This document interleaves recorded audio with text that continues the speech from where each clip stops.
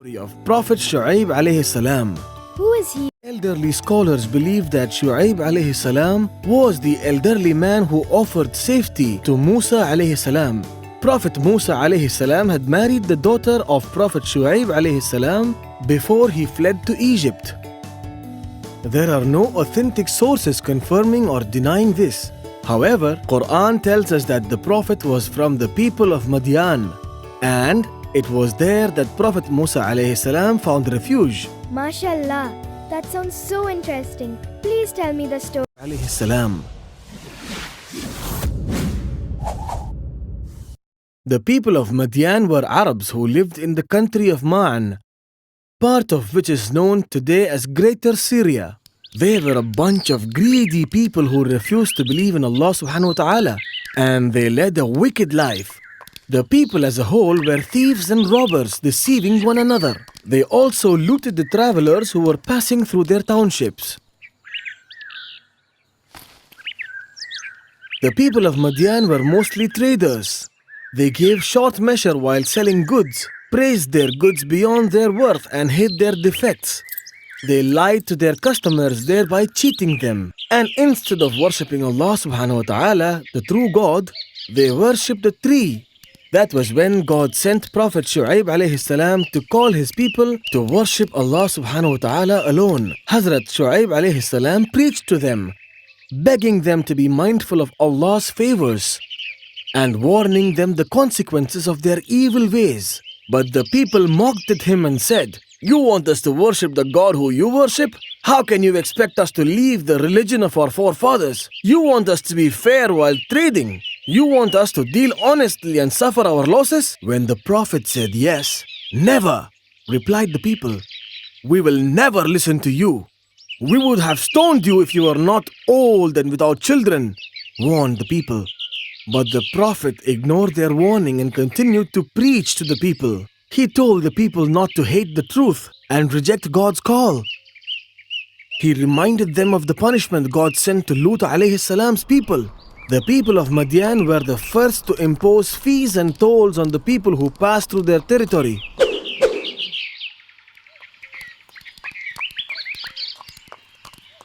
The Prophet preached to them and tried his best to convince them to lead an honest life.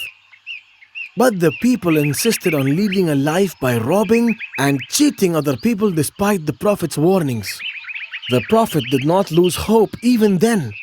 He preached to them during the day and the night. He reminded them that he was trying to do what is best for them and not for his own personal gain. By now, the disbelievers got really angry. They forcefully took the Are you looking to belongings of the Prophet and his followers. The people of Madian then threw them out of the city, and they then challenged him to bring the punishment upon them. The day of the punishment arrived. God made the sun unbearably hot and scorching for the people of Madian. The hot weather lasted for no less than 7 days. The people of Madian tried to cool themselves with water, but that did not help at all. The people suffered terribly for 7 days, and the plants fell to the ground.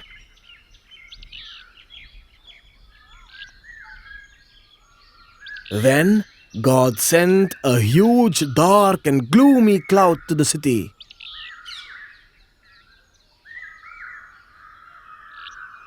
"Look, it's about to rain," said the people when they saw the cloud. That this was Allah's punishment for them. All the disbelievers had now gathered under the cloud. Then suddenly from the clouds came thunderbolts and fire. These huge thunderbolts caused the ground to shake, and people fell one by one. The flames of the fire then burned everyone to ashes. When the Prophet returned to the city next day, he saw that no one was alive in Madian. Like in Thamud, the people lay dead on the ground, and all the disbelievers were destroyed. Madian's wealth did not save them from Allah's punishment. Seeing the destruction, Shoaib alayhi salam said that he didn't feel sorry for them since they were fighting against Allah, and he had tried to warn them many times.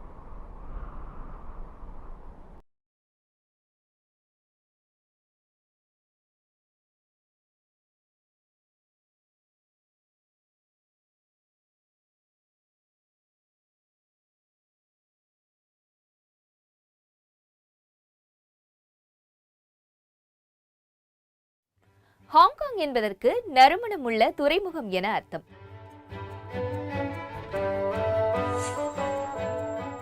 இந்த நறுமணத்தின் பின்னணியில் 2 பொருட்கள் இருந்தன. ஒன்று தேநீர், மற்றொன்று போதைப் பொருள். தற்போது போலவே 1800களில் பிரிட்டிஷ் மக்களுக்கு தேநீர் மீது ஒரு பெரும் மோகம் இருந்தது. எனவே பிரிட்டன் சீனாவிடமிருந்து பெருமளவில் தேநீரை வாங்கியது. ஆனால் பதிலுக்கு சீனா பிரிட்டனிடம் இருந்து பெரிய அளவில் எதையும் வாங்கவில்லை. எனவே பணம் சம்பாதிக்க சீனாவுக்குள் ஓபியம் என்ற ஒரு வகை போதைப் பொருளை பிரித்தானியர்கள் கடத்தினார்கள். பல லட்சம் பேர் இந்த போதைப் பொருளுக்கு அடிமையானார்கள். இது இரு நாடுகளுக்கு இடையே முதல் ஓபியம் போர் ஏற்பட காரணமானது. இதில் சீனா தோற்றது.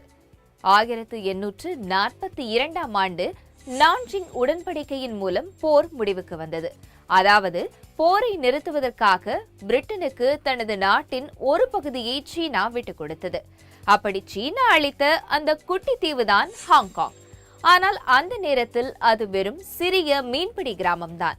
2வது ஓபியம் போருக்கு பிறகு கவுலூன் தீபகற்பத்தின் ஒரு பகுதி பிரிட்டனுக்கு கிடைத்தது. இறுதியாக பிரிட்டனுக்கு புதிய பிராந்தியங்கள் கிடைத்தன. ஆனால் இந்த முறை 99 ஆண்டுகள் குத்தகைக்கு கிடைத்தது. 20ஆம் நூற்றாண்டில் சீனா கம்யூனிசத்தை தழுவும் போது ஹாங்காங்கின் முதலாளித்துவ பொருளாதாரம் பெரும் உச்சத்தை எட்டியது. 99 ஆண்டு கால குத்தகை முடிவுக்கு வரவுள்ளதை தொடர்ந்து ஹாங்காங்கின் எதிர்காலத்தை நிர்ணயிப்பதற்காக 1984ஆம் ஆண்டு சீனா பிரிட்டன் இடையே ஒப்பந்தம் ஒன்று கையெழுத்தானது. Hong Kong will maintain its economic system and way of life for 50 years after the 1st of July 1997. பின்னர் 1997ஆம் ஆண்டு சீனாவிடம் மீண்டும் ஹாங்காங் ஒப்படைக்கப்பட்டது. Now Hong Kong people are to run Hong Kong. 2047ஆம் ஆண்டு வரை உயரிய தன்னாட்சி அதிகாரத்தை ஹாங்காங்கிற்கு வழங்குவதற்காகவே ஒரு நாடு இரு அமைப்பு என்ற கொள்கை வடிவமைக்கப்பட்டது. ஹாங்காங்கிற்கென சொந்தமாக சட்டம் மற்றும் வங்கி அமைப்புகள் உள்ளன. அங்கு மக்கள் ஹாங்காங் டாலரை பயன்படுத்துகின்றனர். அடிப்படை சட்டம் என அழைக்கப்படும் குட்டி அரசியலமைப்பு சட்டத்தையும் ஹாங்காங் தனக்கென கொண்டிருக்கிறது. இதுவே ஹாங்காங்கின் முதலாளித்துவ வாழ்க்கை முறையையும் பேச்சு சுதந்திரம் போன்ற அடிப்படை உரிமைகளை பாதுகாக்கிறது. ஆனால் தற்போது இந்த சுதந்திரம் மற்றும் உரிமைகள் குறித்து ஹாங்காங் மக்கள் கவலைப்படுகிறார்கள். உறுதியளிக்கப்பட்ட 50 ஆண்டு காலத்திற்கு முன்னதாகவே தங்கள் உரிமைகள் மெதுவாக பறிக்கப்படலாம் என அவர்கள் நினைக்கின்றனர். இந்த காணொளி உங்களுக்கு பயனுள்ளதாக இருந்திருக்கும் என நம்புகிறோம். இதுபோன்ற மேலதிக காணொளிகளுக்கு BBC தமிழ் யூடியூப் பக்கத்தை சப்ஸ்கிரைப் செய்யுங்கள். நன்றி.